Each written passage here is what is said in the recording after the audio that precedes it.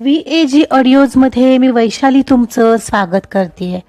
घेऊन आले गुंतण्या आतुर फिरुणीचा पुढचा भाग सुरू करण्याआधी प्लीज माझ्या चॅनलला सबस्क्राईब करून घ्या आणि आधीचे पार्ट ऐकले असल्याची खात्री करून घ्या. चला सुरुवात करूया. गुंतण्या आतुर फिरुणी भाग 50. केकची वाट पाहण्यात आता अर्धा तास उलटलेला आणि केक यायला वेळ लागतोय.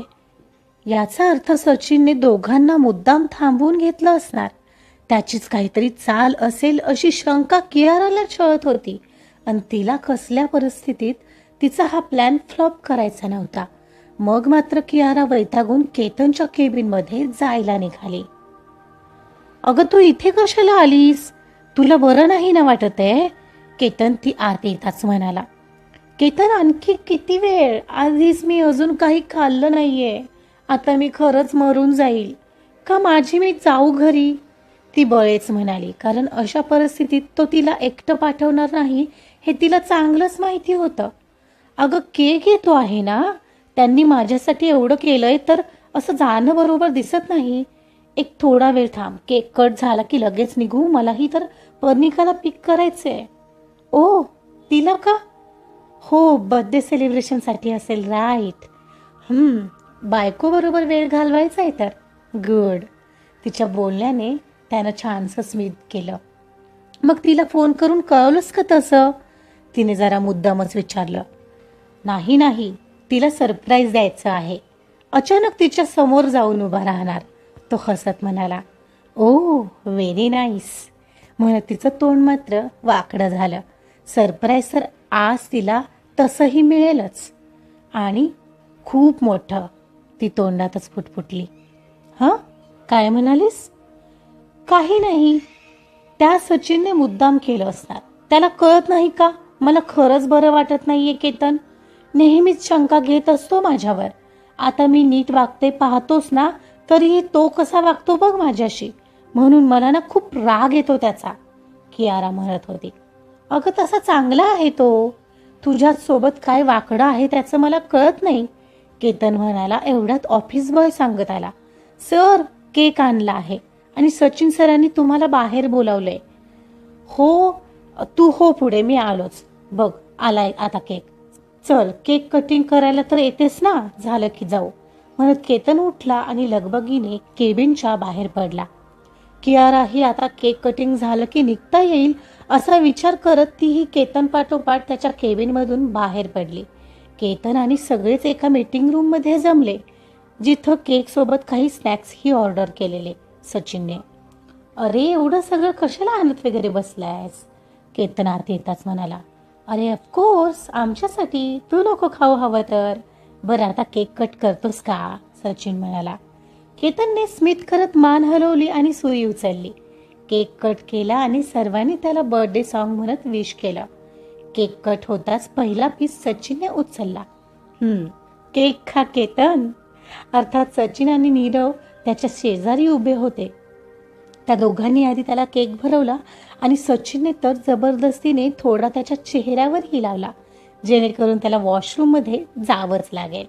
अरे सचिन, मी निघणार आहे यार, चेहऱ्याला कशाला लावलास? असू दे रे, काही नाही होत आणि काही परमनंट नाही येतो, धुतलं की जातो, सचिन त्याला सांगत होता. कियाराची मात्र आता आतल्या चिडचिड होऊ लागलेली. हो म्हणता म्हणता खूपच वेळ लागू लागलेला आणि जसजसा तो वेळ जातोय तसतसा तिचा प्लॅन फिसकटणार तर नाही ना याची भीती तिच्या मनाला खेळत होती. इकडे पर्निका जाम अडकलेली. धड मागे वळता येत नव्हतं की पुढे जाता येत नव्हतं. सचिनचे आत्तापर्यंत बरेच मेसेज आणि 1-2 फोन कॉलही येऊन गेले होते. जितका शक्य प्रयत्न करायचा तेवढा तर सचिनने केला होता, पण अखेर 1:45ला केतन चेहरा नीट करत त्याच्या केबिनमध्ये आला. कियारा तर जणू डोक्यावर बसले असल्यासारखी त्याची पाठ काही सोडत नव्हती आणि अखेर आता सचिनला केतनला थांबवणं अशक्य होतं. केतन आणि कियारा निघून खाली गेले असतील. एक 4-5 मिनिटांचाच फरक झाला असेल एवढ्यात पर्निका धावत वर आली. सचिन आणि मेधा टेन्शनमध्ये तिथे ऑफिस बाहेरच उभे होते.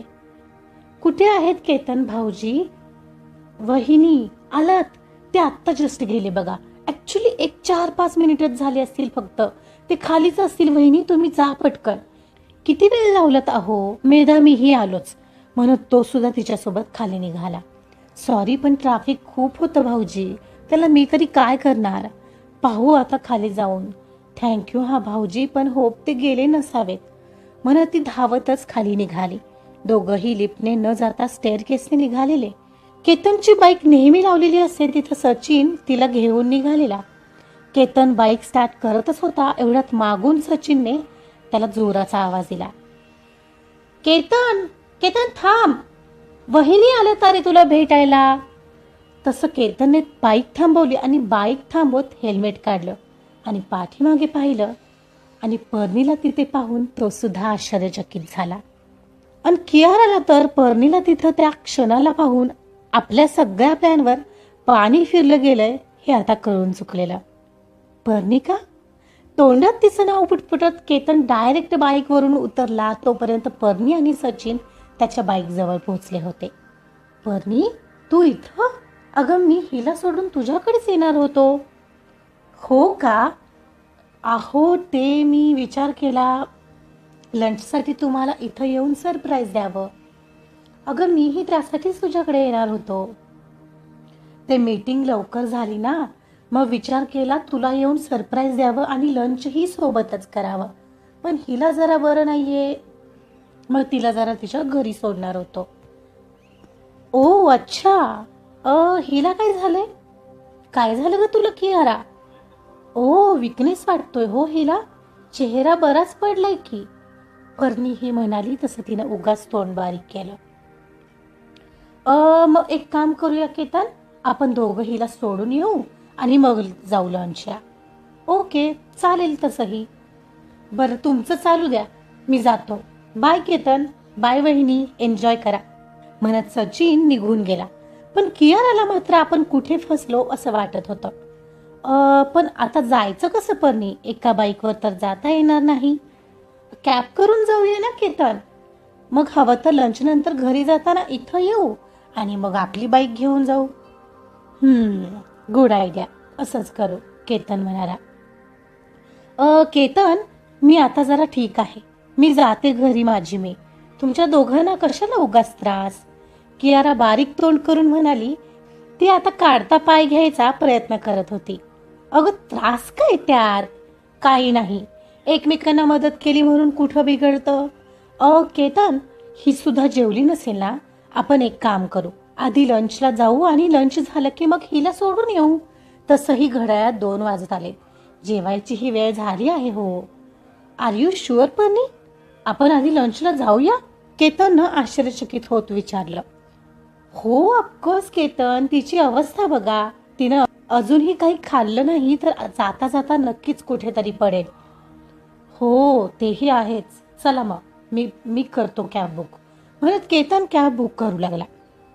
अरे केतन नको, लंच सोबत कशाला, तुम्ही दोघं एन्जॉय करा ना, मी कशाला उगाच मध्ये. इट्स ओके कियारा, तसंही तीही बरोबर म्हणते आहे, तुला आधीच सकाळपासून त्रास होतोय, थोडं खाऊन घेशील तर तेवढंच तुला बरं वाटेल, मग सोडतो आम्ही तुला. केतन कॅब बुक करता करताच बोलत होता. कियारा मध्येच पर्णीकडे रागाने पाहत होती, पण पर्णी ही तिच्याकडे साफ दुर्लक्ष करत होती, जणू काही घडलंच नाही असं बिहेव करत होती. काहीच वेळात कॅब आली. दोघंही आता ऑफिस प्रिमायसेस समोर आले होते. कियारा मुद्दाम पाठीमागे बसली. आज सर ना, पर्णिका कियाराला म्हणाली. का? का म्हणजे काय, मला बसू दे ना, पर्णी म्हणाली. अगं आज सर ना कियारा. केतन ही पर्णिकाच्या पाठोपाठ म्हणाला, तसं तिला आज सरावच लागलेलं. आणि मग पर्णी मुद्दामच मध्ये बसली आणि केतन तिच्या डाव्या साईडला बसला. कियाराला धड चिडचिडही करता येत नव्हती ना काही बोलता येत नव्हतं. मनाच्या आत तर रागाचा लाव्हा उसळत होता, पण केतन समोर तिला तिच्या चेहऱ्यावर उष्ण हास्य आणण्याशिवाय पर्यायच नव्हता. कॅबवाल्यांना पिन सांगताच कॅब हॉटेलमध्ये जायला निघाली आणि पर्णीने जाणीवपूर्वक केतनच्या हाताला घट्ट विळखा घातला आणि त्याच्या खांद्यावर डोकं ठेवून पहुडली. ती आता कियाराला जळवत होती. ही इज माय हजबंड, मी त्याला असं पकडलंय, बट तो माझा अधिकार आहे, हिचा काय संबंध? थँक गॉड केतन मला भेटला. मघाचा तो पाऊण तास, अरे बाप रे, माझा जीव जायची वेळ आलेली अगदी. तिने मनाशी म्हणत डोळे घट्ट मिटले होते. कियाराला ती मुद्दाम जळवते हे तर कळालंच होतं. मग मात्र ती खिडकीच्या काचेतून बाहेर पाहू लागली. एवढ्यात केतनने तिला हलवलं. तसं पर्णीने केतनकडे पाहिलं. काय चाललंय तुझं? त्याने डोळ्यांनीच तिला खुणावलं. काही नाही. तिनेही डोळे मिचकावत नकारार्थी मान हलवली आणि पुन्हा त्याच्या हाताला विळखा घालून तसेच डोळे मिटून बसली. मघाशी स्टुडिओतून निघण्यापासून तिथपर्यंत पोहोचेपर्यंत तिच्या मनाची जी ओढाताण झालेली ती कमी करण्याचा तिचा प्रयत्न चालू होता. जणू त्याला दूर जाण्यापासून आणि केवढ्या दिव्यातून जाण्यापासून वाचवलेलं हे फक्त तिलाच माहिती होतं. आणि त्याला मात्र तिची घट्ट होत जाणारी पकड पाहून असं वाटत होतं कियारा सोबत आहे म्हणून ती अशी जाणीवपूर्वक वागत आहे. पण जे पण तिच्याकडून होत होतं ते त्याला आवडत होतं. त्याच्या गालात स्मित पसरलेली तो तिला भेटायला जाणार होता, पण ती झालेली पाहून त्याला खूप छान वाटत होतं. आजचा पार्ट इथंच संपलाय. अखेर पर्णिकाने येऊन कियाराचा डाव उधळलेला आहे. कसा वाटला आजचा पार्ट प्लीज आपल्या कॉमेंट्समधून नक्की कळवा. कथा आवडत असेल तर लाईक करा, सबस्क्राईब करा आणि शेअरसुद्धा करा. Thank you so much.